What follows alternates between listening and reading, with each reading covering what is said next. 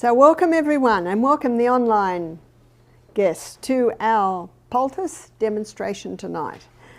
And this is a very popular lecture because we're looking at all the little bits and pieces that you can do to help the body in its process to heal. And they can be particularly helpful when something goes wrong, when things aren't quite right. They can speed up the healing. The first one we're going to look at is the humble onion. And everyone has an onion in their home. And the onion was the first poultice that I ever did.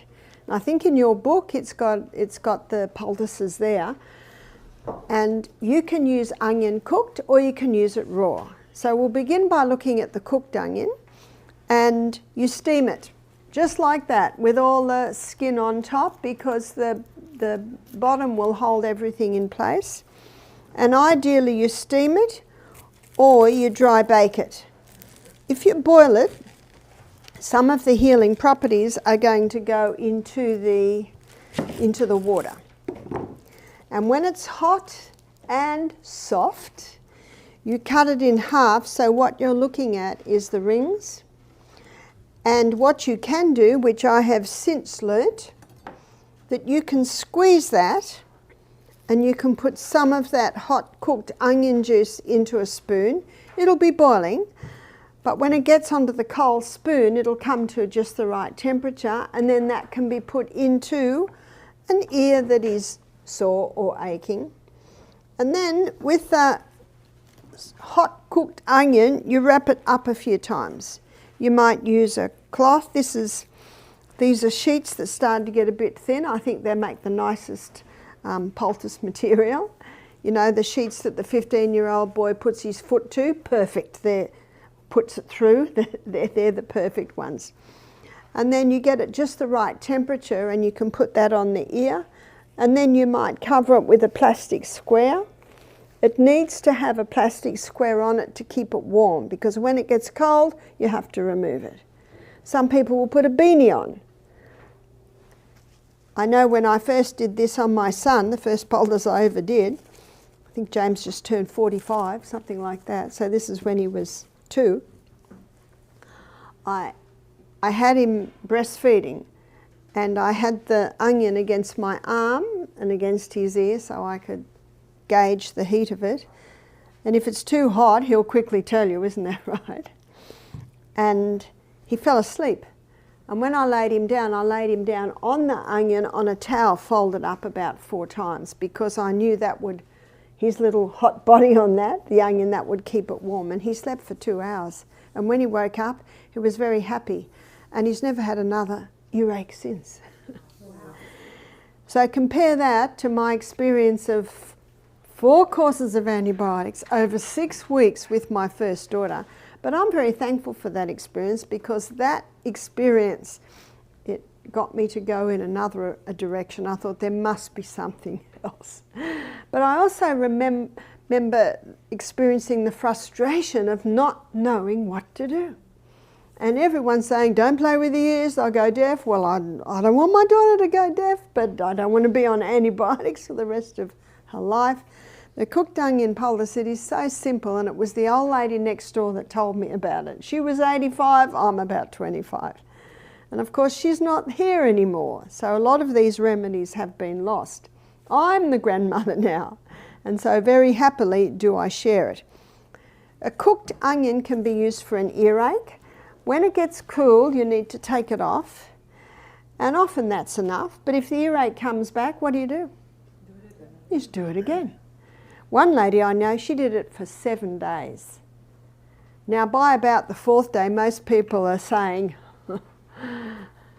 most people might then go to the doctor. What'll he give you? Antibiotics. And when you stop the antibiotics, guess what? Most likely the earache comes back. After 7 days, it didn't come back. So what's the body saying? I don't know why it needed 7 days, but my son only needed a 2-hour compress. So what are you doing? You're listening to what the body says. The lady that needed the 7 days, she'd had earaches as a child and had antibiotic after antibiotic. So maybe now in her 40s, the body had to do something like that to go through that because it had been stopped for so many times. I don't know. But she kept doing it because it brought her relief. And if it brings you relief, what's the body saying? That's what I want you to do. That's what I want you to do. You can also use the cooked onion on a boil. And the beauty of it being on a boil, you don't really even have to wrap it up. Just obviously get it into the temperature that's not going to burn you, and just put that straight on the boil. And you might cover that with a plastic square and tape it or bandage it. And with a boil, ideally you leave it all night, or you leave it as long as you can. And the heat and the drawing power of the onion bring everything to one central spot. And the hot moistness of the onion actually softens the tip and it breaks open. In fact, I've had people say that they've had boils in times past and it's gone on and off for days. It's been so painful and it's painful to squeeze. But the cooked onion poultice, you leave that on, it brings it all to a head, softens the top, take it off, everything. In fact, this lady said she didn't even have to squeeze. It just all came out. And if it looks like it needs a bit more, well, put another one on. So remember, you're listening, you look at symptoms, the body's saying do something, and then you watch what your body's response is. If it didn't all come out, it might need another one. So they're the two places you would use a cooked onion. So now we're going to have a look at the raw onion. And it's quite possible that I might start crying, is that right? So when you cut up an onion, the onion juices, they loosen up the mucous membranes, and that's a clear indication that this raw onion is very good for colds. So if you've got a cold, cut up some onions and you'll breathe in the onion fumes. But what I'm first of all going to show you is what you can do for a sore throat. You can finely slice the onion. So get a few fine slices. So when the grandson or the teenager or the son puts his knee through the sheet, it's a good idea to fold them up into squares. This is a good sized square. So we're making an onion poultice for the throat now, sore throat.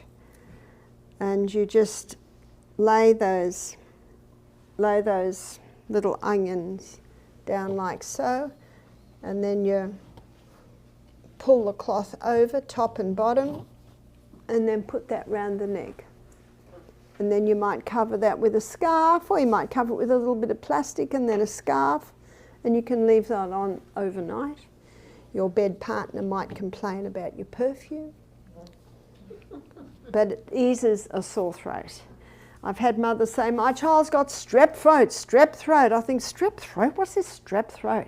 It's just a sore throat. But obviously they've had a test and it's streptococci. It doesn't matter what it is. This will help it. So my children had sore throats, they had colds, they had everything that children usually get, and I never gave them drugs. I just used to use these simple, natural treatments. And I see them with their children today. They're doing the same thing to their children that I did to them. Why are they doing that? Because it works. And now I'm going to show you what you can do for a cough. And when a child or an adult, whatever age, gets a cold, it's not uncommon that they might cough for a few weeks. In fact, I've had ladies email me and say, my child had a cold and it's 2 weeks later and they're still coughing. And I write back and say, that's right.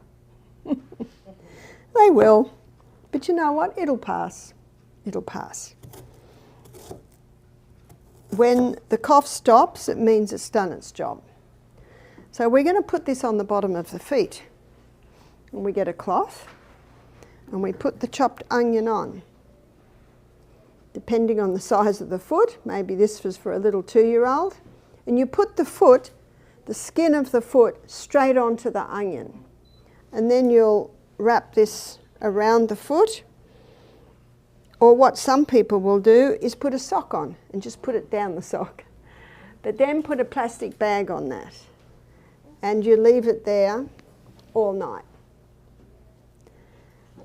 And I remember being with my daughter and her little boy James, he was 3 at the time.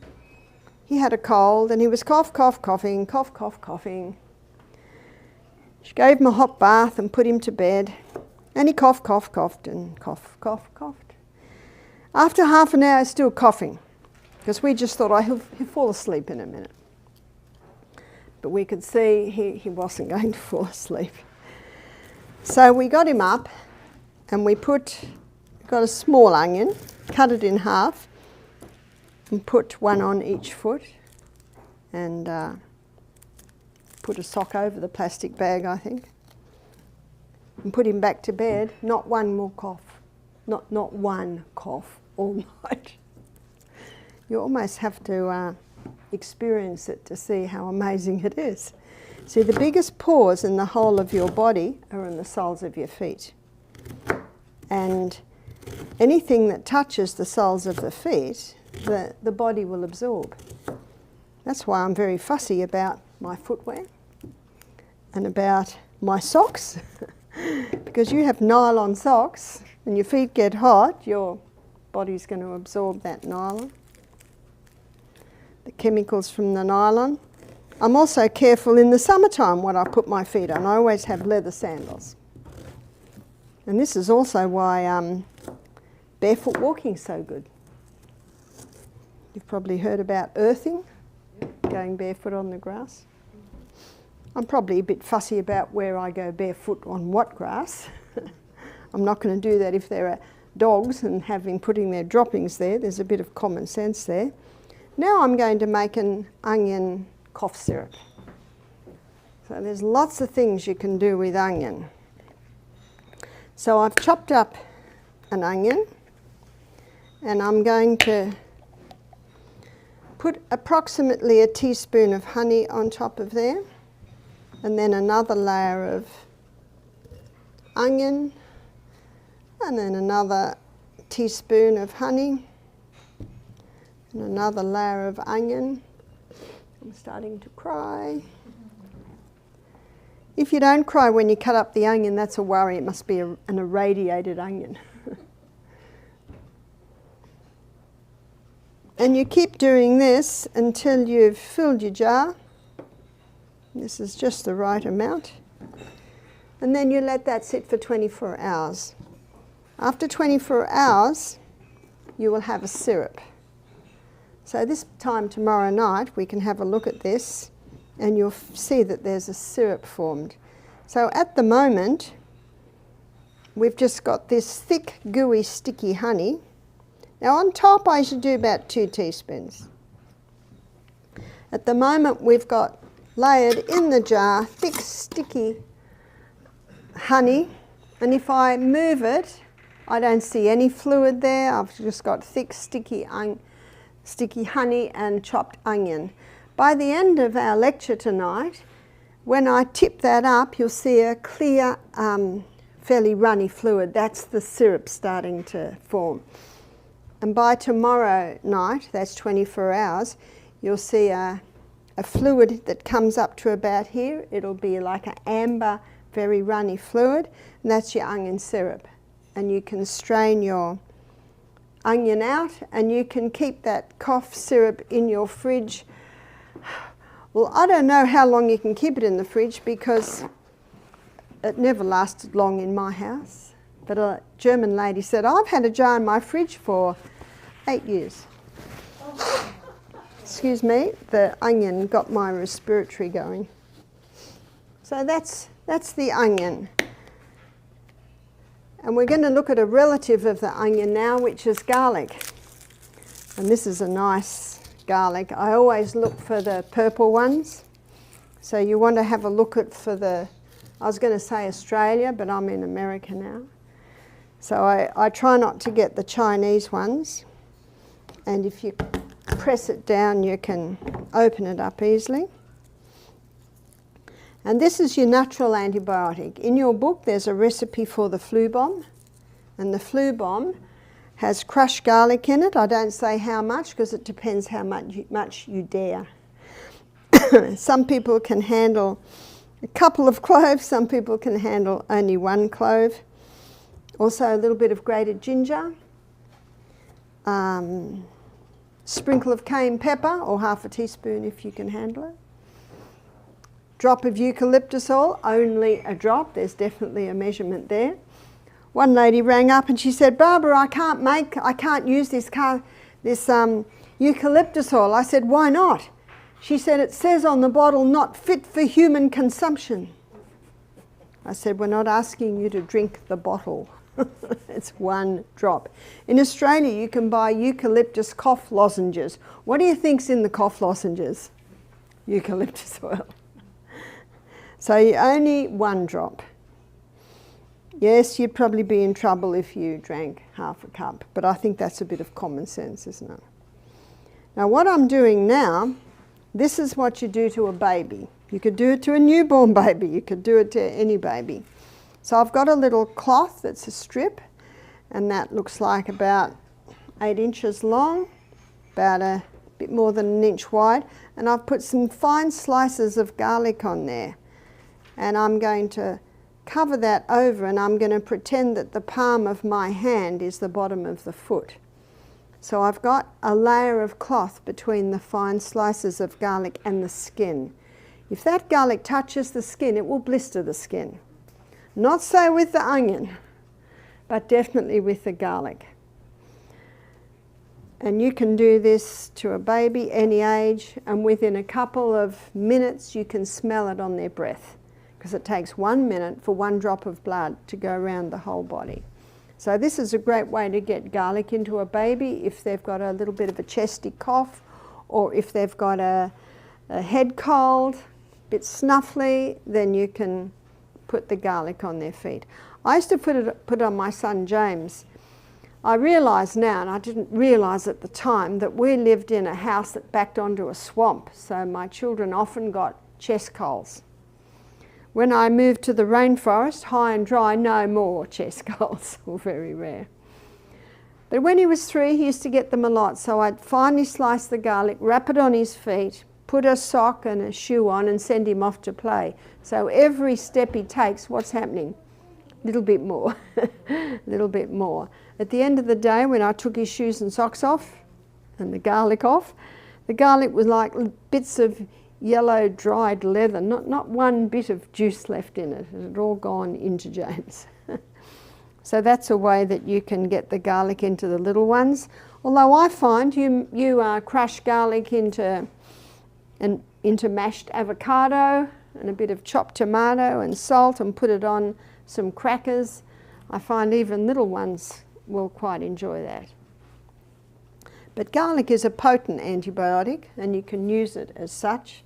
If you want to use it as an antibiotic, you would probably need probably at least 3 of those medium-sized cloves a day.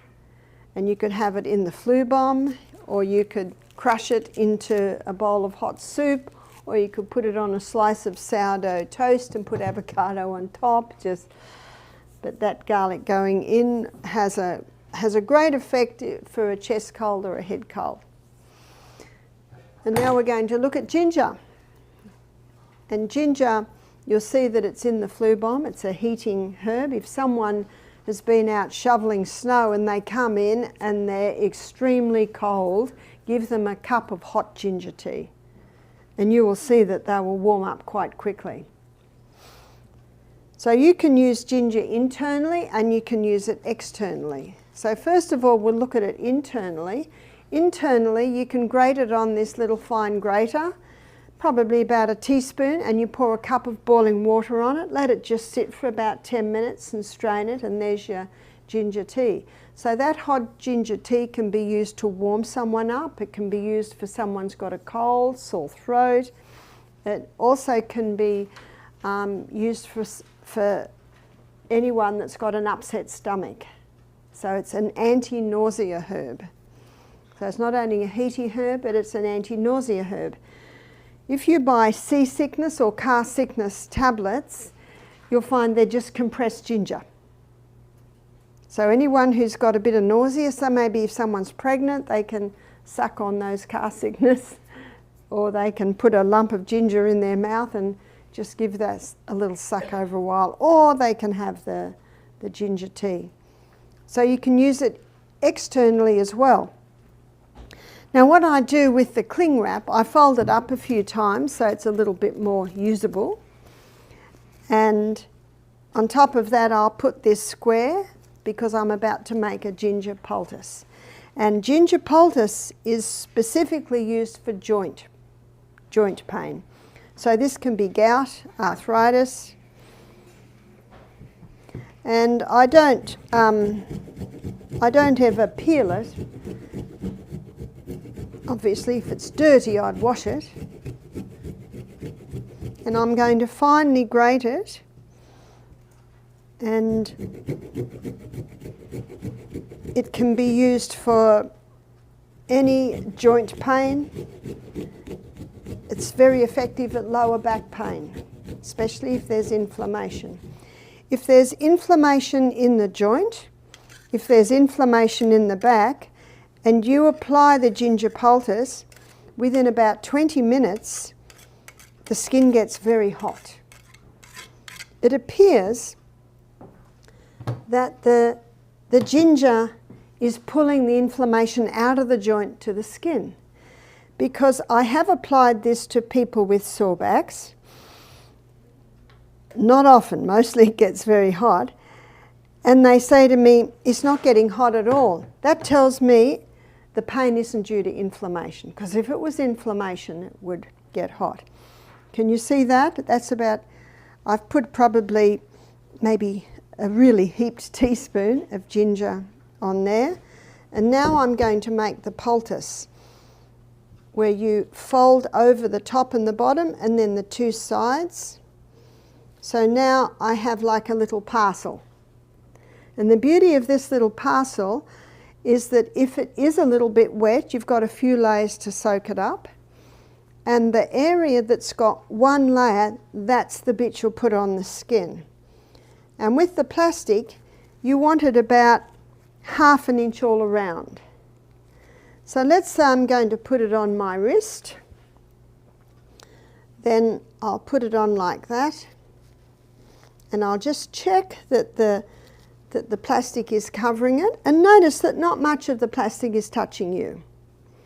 Now the reason for the plastic is to prevent that poultice from chilling, which it would if the air got onto it, but it also is to protect your clothing. And then I would just bandage it. I'm getting very good at bandaging myself because I've had this sore, this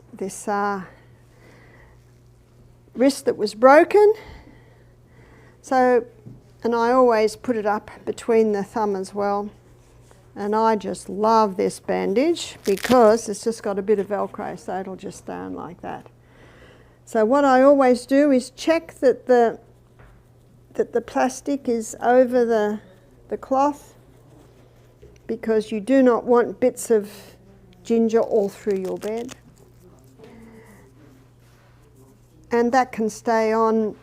Now it could stay on overnight, but if we're going to put a ginger poultice on, we will put this on about 6 o'clock. And then if by 7:38 it's getting really, really hot, we say to the person, is it feeling okay? And some people say, no, it's burning me, I can't stand it. We'll just take it off because it's already had some effect. But often when a person has arthritis, they'll say, oh no, that feels really nice. So then we say, okay, we'll leave it on overnight. And you can certainly leave it on overnight. But when someone has joint pain, especially due to inflammation, that can bring incredible relief. So we had one lady and she said, I've got this finger that will not bend. And it was swollen. She said, 18 months I've had this problem. So we made a tiny little poultice and just put it around that joint. And then we put a little bit of plastic and then we just taped it. And we did it about 6 o'clock. So about 8:30 when she's heading up to bed, I said, how's it feeling? She said, it is hot, but it feels very nice. I said, okay, well, we'll leave it all night. In the morning when she came down, she took it off and she could bend her finger. She said, I haven't been able to bend that finger for 18 months. Just a tiny little ginger poultice. But what we find is, and one lady told me her knee was very inflamed. She put the ginger poultice on, and after a few hours she couldn't believe that she could start to bend her knee. She was so excited. She said it got very hot. If it gets hot, that's an indication it's pulling inflammation out. So then she put another one on in the afternoon. Then she had a shower and put another one overnight, and when she woke up in the morning, the tissue in her knee was red, swollen with little blisters. She emailed me, she said, what have I done? And I said, you've overdone it. You've just overdone it. She's just pulled too much inflammation out, which has irritated the skin. She said, what'll I do now? I said, well, you can't do a ginger poultice for probably another week. You have to let that settle down. And so I usually say to people, just do it for maybe a couple of hours in the afternoon or in the morning. And if you're visiting someone and they've got a sore knee, you could even make the poultice up and fold it up like this, and then in the evening maybe they put it on. Obviously you wouldn't make it too long before, because it is vegetable matter that can go off. You could make it up and put it in the freezer. If you're visiting someone who was a bit disabled and couldn't make it, you could make them a whole heap and freeze them. So, and you could make it the way I have just made it. So that's the ginger poultice. There are some places you would never put a ginger poultice. You would never put it on tender areas. You would never put it on the eye. But I think that's a little bit of common sense, isn't it? So remember this, gingers for joint.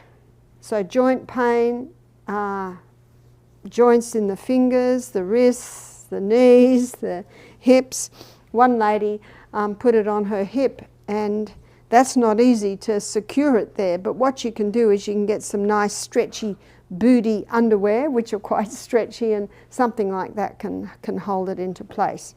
And remember your body's response.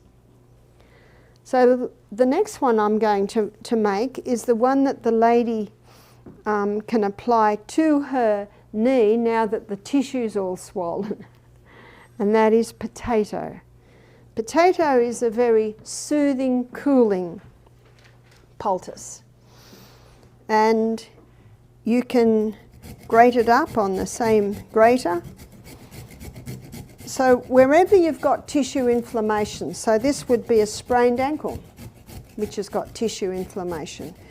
You could do it conjunctivitis or swollen eyes, or if someone's been welding, sometimes if they've been welding all day, at the end of the day they'll have really red bloodshot eyes. This can be great for that.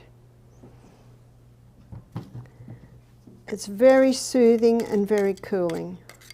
So the places where you would never use ginger, you could use the potato because it's such a soothing, cooling one. Ingrown toenails, splinters. You know, if you can't get the splinter out, wake up next morning and it's all red and inflamed. What are you going to do? Put a potato poultice on it. And you make it much the same way. You just fold over the top and the bottom and then the two sides, and then you bring it round. So this would be a good size for the eye. Again, use the plastic because that stops the poultice chilling. I was asked in New Zealand to see a lady, and when she came in to see me, she had a 7-year-old boy with her, and this little boy had a very swollen finger. It was nearly twice the size. I said, "Whoa, what happened to that finger?" She said, "It's cellulitis." That's what the doctor said. I said, "Well, I can see that. What's cellulitis?" Inflammation of the cell. I said, "But what happened?" Remember, we need to know the cause. She said, "Well, he had a blister. The blister broke. He's playing in the dirt with his matchbox cars. What's next?" The dirt gets in and then the body swelled. I said, "What have you been doing?" She said, "He's on his 2nd course of antibiotics and he's having sleeping tablets and painkillers." This is a 7-year-old boy. I said, "Can I try something?" So I got 2 cups, one with hot water, one with ice cold. Here in Alabama, you don't have to put ice cubes in it. It's very cold. And I'll put his finger in the hot as what he could bear, and then in the cold. See, the alternating hot and colds, I think we talked about this earlier, it brings a massive amount of blood to the area. So your blood's the healer. The blood has oxygen, it has nutrients, it has white blood cells, and it carries away the waste. And often in an injury, the blood tends to sit or pool in the area. So you've got two problems. One is there's not enough blood, and the other is the blood's sort of stagnated there. So alternating hot and colds brings fresh blood in, takes the old away. Do you know by the end of doing that 3 times, this little boy had a smile on his face? What did that tell you? He had relief. How long did that take? 3 minutes hot, 30 seconds ice cold 3 times in a row. That's not even 10 minutes. How long does it take for Tylenol to have an effect? Half an hour? And yet his body language told me that his pain level had gone probably from 8 out of 10 to about a 4 out of 10. That's pretty good. So we made the little poultice and put it on his finger, wrapped it around, maybe a little bit smaller than this one, bandaged it on. Whenever I apply a poultice, I always ask permission to pray, and I ask God to bless this poultice. That little boy sat there for the rest of the morning just smiling, looking at me. He had relief. His mother told me later that when they got home, he said, "Can we do that again?" Because I wouldn't be surprised if it was starting to get painful again with the fluid building up. And they did it again. And she put always put a fresh one on, because this will be absorbing waste into it. They did it again just before I went to bed, and when he woke up in the morning and they took the poultice off, everything had come away. The finger was back to its normal size. He did not have another sleeping tablet, and he did not have to have another painkiller. She said, "What will I do with the antibiotics?" I said, "I'll leave that one up to you, and I can tell you what I'd do, but I'll leave it up to you." And I don't think I have to tell her what I would do. Just a simple potato poultice. And I've seen many swellings come down. I've seen treading on a rusty nail. I've seen that come back down to normal. Whenever you've got red or raised, you've got to do something with that. So the hot and colds and then the grated potato, it's a really nice combination. If it's a wound that's deep, then you do the hot and colds, it will keep it open until it heals from the inside out. The only way tetanus can get a hold on the body is if it's a wound that is sealed on the outside and hasn't sealed on the inside. And wherever the wound happened, if there was there's horse organism there, because horses carry tetanus. But we've dealt with many a rusty nail puncture, usually in the foot, by hot and colds and grated potato. How long do you do it for? As long as it takes. If you do it 3 nights, that might be enough. If the next night is looking red, what do? Just do it again. Just do it again. So that's the grated potato. They have slightly different areas that you use it in. What I'd like to look at now is cayenne pepper. Cayenne pepper is a remarkable herb. Cayenne pepper is a blood mover. And Leviticus 17:11 in the Bible, it says the life of the flesh is in the blood. And basically that's what hot and colds are doing. They're moving the blood. And cayenne pepper will bring blood to an area. Cayenne pepper can be used internally and it can be used externally. Internally, it can be used for a sore throat. You might think, well, that's the last thing you feel like taking if you've got a sore throat. If you take it, yes, it'll tingle, but when the tingle settles down within a couple of minutes, you'll find that the sore throat has been relieved. And you'll notice that it's in the flu bomb. You can also take it for low hydrochloric acid.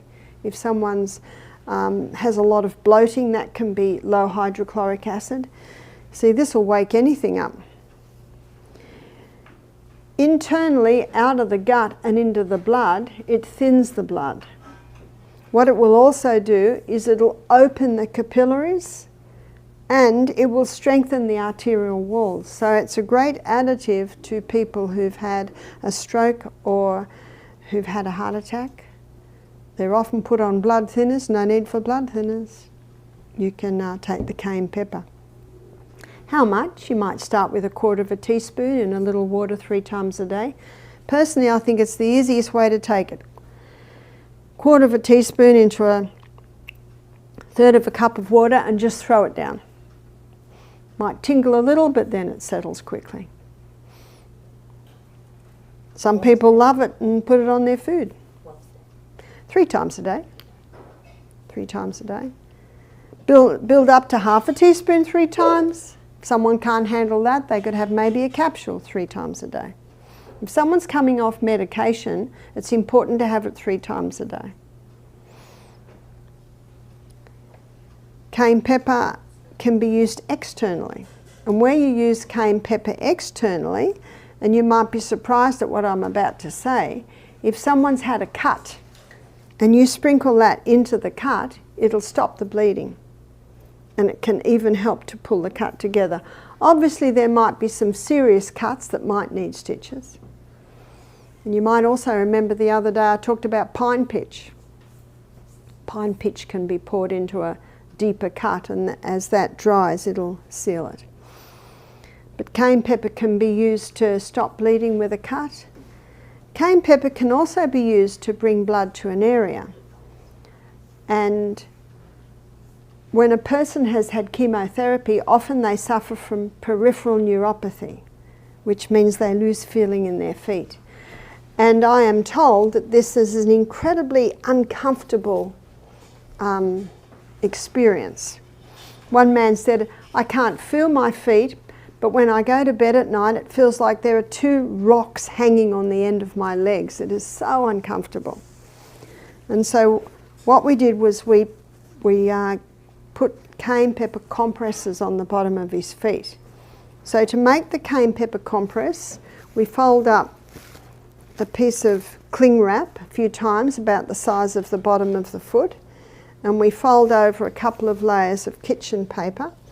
And what I'm going to do now is I'm going to sprinkle some olive oil onto that.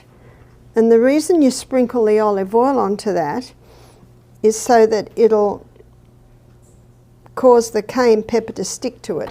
I don't pour the olive oil on that because otherwise it's too much olive oil, and then olive oil will go all through the bed and all through the sheets, and that is no fun at all. So I just dot the paper with a little olive oil, and what you'll see when I've done this, when I put the cayenne pepper on, the cayenne pepper sticks to it. If you don't put the oil on, the cayenne pepper just falls off. But just that little bit of olive oil will cause the cayenne pepper to stay there, and yet it's not enough olive oil so that your socks and your sheets and everything gets oily. And I don't like oil on sheets, so I go to a little bit of extra effort to make sure that this is not going to leak oil.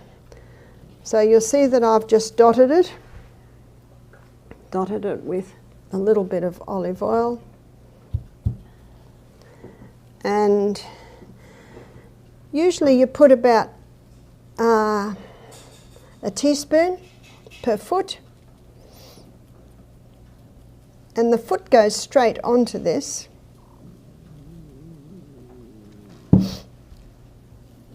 So I spread that over.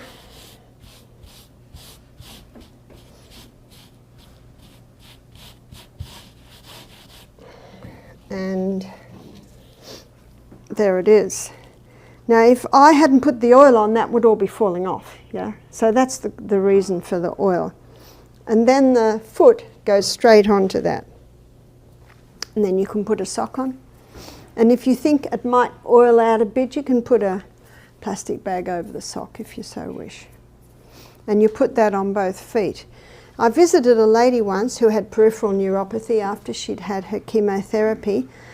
She's an 80-year-old lady, so I made 6 of these and I just folded them over like that and put them in a snap-lock bag. So she had enough for the week. If I put that on my feet and woke up tomorrow morning, my feet would feel like they were on fire because my feet are always warm. They're always warm because I make sure they're always warm.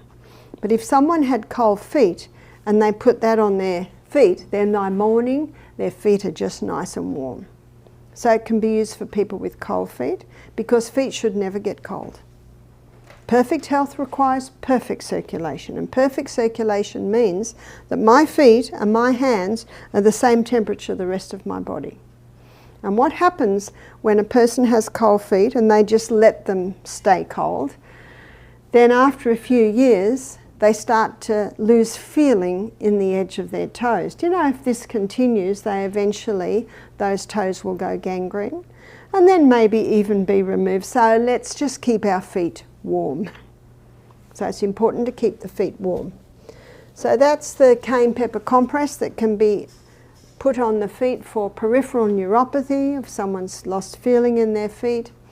And the man who told me that he had no feeling in his feet and it felt like there were lumps or two big rocks on the end of his legs, we put the cayenne compress on the bottom of his feet. And in the morning he said, I slept all night, I had no uncomfortable feeling. We missed a night, and I think it's a good idea to give one night a break, and we did it again, and the next morning he said, I've got pins and needles in my feet. Now what's that? That's the first sign of life coming back to his feet. He came to us because he had multiple sclerosis. He was in a wheelchair. The man was late 50s. And at the end of the program, he stood up, he could stand up at this stage, and he had tears. He said, I came here just for a break. He said, I had no idea that I would get this sort of help, just from a cayenne pepper compress. Cayenne pepper is very safe. In fact, there's a book in the library, it's called Back to Eden by Jethro Kloss, and he devotes half a page to every herb and he devotes 10 pages to cayenne pepper. And he quotes 2 doctors in his article. And one doctor says it's impossible to abuse cayenne pepper. Do you know what that means? You could eat a bucket of it a day and it would not hurt you. But I don't know anyone who will do that or who wants to do that. It's a bit of common sense there. And another doctor says it's impossible to cause a lesion, meaning it will never burn you. Might feel like it, but it won't. It'll heal a stomach ulcer. It will never cause one, but it can help to heal one. So that's the cayenne pepper. In fact, it's almost the first aid kit in one, is cayenne pepper. Now I'd like to look at castor oil. And castor oil is something that penetrates deep into the body. I never advise taking castor oil by mouth because it can be quite irritating. So I'm going to show you how to make a pack. So here is, I think we're familiar with them, they're blueies. Oh, this is a greenie, but it's an incontinence pad. So what we do is we get those and we cut them and we take off that top layer and we put several layers in there. 1, 2, 3, 4, 5. I've got 6 layers of that old sheeting in there. You see, the thicker the compress, the more castor oil it can hold, and the more castor oil that can go into your body. And what we do then is we tape the edges. And the reason we go to a bit of effort to do this, you can also stitch the corners, because this is a compress, so it can be used again and again and again and again. And the beauty of it is it has a plastic backing on it, and you want that plastic to protect your clothing. A castor oil compress is something that I apply to my hand every night. So you might notice I've still got a little bit of swelling in my hand. It's been only 8 weeks since I broke this. The X-ray confirms that my bones are healed, but there's still a little bit of swelling there because it was quite a serious break. So I've brought you over my castor oil compress, and I've used one of those sheets that the 15-year-old's knee went through, and I've actually got about 10 layers there, and I put that on my hand like this, and I bandage it. I'm getting very good at this because I do it every night. So I quickly discovered my husband's not a nurse. He does it in a bit of a hurry and doesn't do it quite right. And so there's my castor oil compress that I will sleep with. I sleep with it every night. So why am I putting a castor oil compress on this? Because that was quite serious damage. My ulna was fractured, my radius was totally broken and out of place. Whenever you've got an injury, you've got the possibility of scar tissue building up. And so this is very good at stopping scar tissue developing. And many people have problems years later after an injury from scar tissue. So if someone maybe had appendix taken out 10 years ago, sometimes they get more problems now because of scar tissue building up from that. So castor oil will break up any unnatural substance. So it'll break up a bone spur. It'll break up kidney stones. It'll break up gallstones. It will even help to break cataracts up. So you can put a drop of castor oil on your finger and wipe it over your eye, then do it to the other eye. Could you put it in your eye? Absolutely. It's just easier to wipe it over your eye though, because it's so sticky. So if you know what castor oil does, you start to know where to apply it.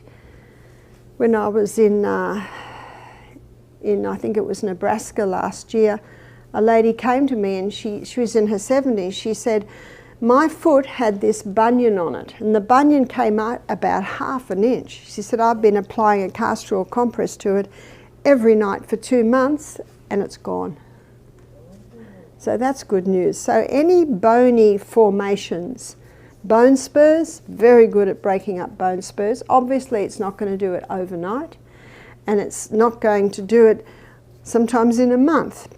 Depends how long it's been there, depends how big it is, depends how serious it is. I've known ladies to break up fibroids by applying the castor oil compress. This would be a good size for the abdomen. So for endometriosis, it'll break up endometrial pockets, it'll break up cysts, it'll break up fibroids. And as you heard today, it's also important to balance the hormones. So balance the hormones, because it's that high estrogen that causes those growths, and then apply the castor oil compress. And we've seen ladies helped again and again with that. You can also use a castor oil compress on the chest if there's a congestion in the chest. You could wear it on the abdomen, not only for fibroids, but also for constipation. I met a lady who told me she'd conquered her irritable bowel with castor oil compresses. She said, my husband's a doctor and I was not interested in what he had to offer. And I'd heard about the castor oil. So castor oil can be used in so many areas. If someone's got a sore knee, they might do a ginger poultice one night, they might do a potato poultice the other night, and then another night they might use the castor oil, and just observe what your body likes. I've had in my thumb a little bit of rheumatoid arthritis, because I have inherited the genes there. If I wear this castor oil compress every night, it never causes me any trouble. I've been wearing this compress. Well, I haven't been wearing for 8 weeks because my hand was in plaster for a while, but I've been wearing this one I've got on now for several weeks. So you can use it again and again. In the morning, I'll touch it and I'll look at my finger, and if I see oil there, I know it's still got enough oil. But if it starts to get a little bit dry, I'll put another maybe teaspoon of oil on it. Maybe after another month I might make another one. When it starts to look a bit sad, you might make another one, but you can use the same compress for several weeks. Now you can see here we're starting to get a bit of liquid there. That's the onion syrup forming. The next one we're going to look at is charcoal. Charcoal is unique in that it absorbs and neutralizes poisons. The word absorb and neutralizing poisons is adsorb. So if I've got a dry sponge and I put it in water, it'll absorb the water. So what charcoal does is absorbs the poisons, but it neutralizes them. And that word's called adsorb. Charcoal's been used for centuries. In fact, if someone has an overdose and they go to hospital, they'll be given charcoal. They use charcoal in hospital to filter blood for dialysis. NASA use it in outer space to filter the water and to filter the air. Many masks have charcoal in them because charcoal absorbs and neutralizes poisons. So once that charcoal absorbs the poison and neutralizes, now it's safe. That's why they use it in poisoning. Someone's been poisoned or overdosed, because once it's absorbed those chemicals, it's now safe to go through the gastrointestinal tract because it's neutralized. You can use it externally for snake bites, bee stings, spider bites, tick bites, wasp bites. It'll absorb and neutralize the poisons. But putting charcoal in water is like putting dirt with water. So I'm going to mix it with psyllium husks. And I'm using a little plastic bag here because I'm going to show you a mess-free way to make a charcoal poultice. Because charcoal is messy stuff. So you put about equal charcoal and psyllium husks in there.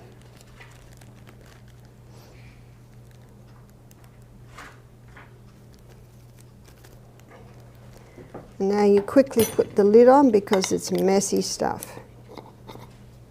When I lived in the rainforest, I used the charcoal out of my fuel stove.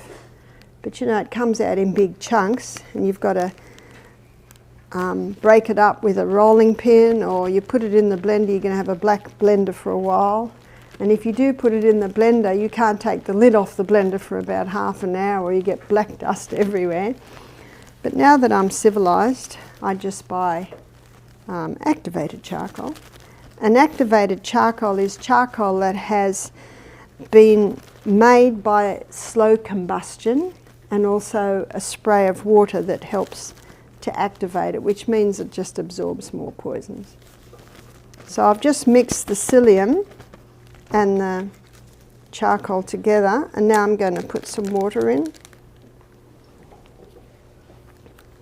And then the beauty of it being in the bag is it, again, it's mess-free. But as you'll see by the time I finish this, I have another purpose. And so I just massage that because, as we all know, when you put psyllium with water, it goes like a soft jelly. And when you put water with charcoal, it's like mixing dirt and water. It doesn't mix very well. So I'm massaging this around and it's going like a soft jelly. Yes, it's actually doing exactly what I wanted it to do. And now I'm going to press it out. I'm going to press it out into the bag. So I'll just get a bit more air out.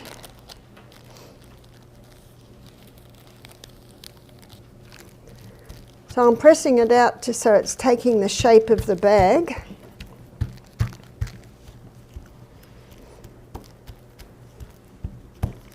So you see I've got a thin gel square now. This thin gel square of charcoal mixed with the psyllium husk, and I just put that in the fridge, or I could put it in the freezer. Someone's got a bee sting, someone's got a spider bite.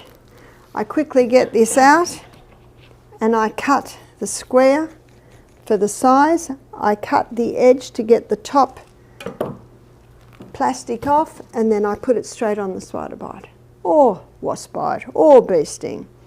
So now that charcoal gel is on the skin, and the top is plastic, because remember the other side is plastic, and you can just bandage that on. And if someone's in pain, that's very quick. And you can freeze it, because being psyllium, obviously if you keep it in the fridge for too long it could go mouldy. And when someone's got a bee sting or an ant bite or a whatever bite or a spider bite or a snake bite, and it's been in the freezer and it's very cold, that can be very nice on a red sting. So that's the mess-free way to make your charcoal poultice. And again, it's just there, it's just quick when you need it.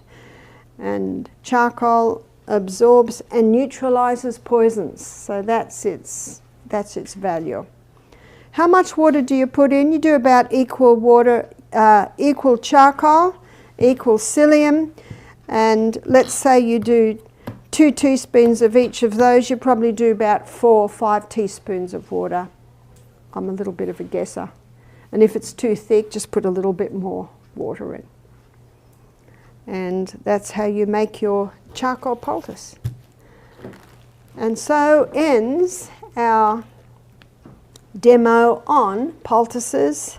And again, as I suspected, our onion syrup is being made. So it'll be fully made by this time tomorrow, so maybe Thursday morning breakfast you can all have a little taste of the onion syrup.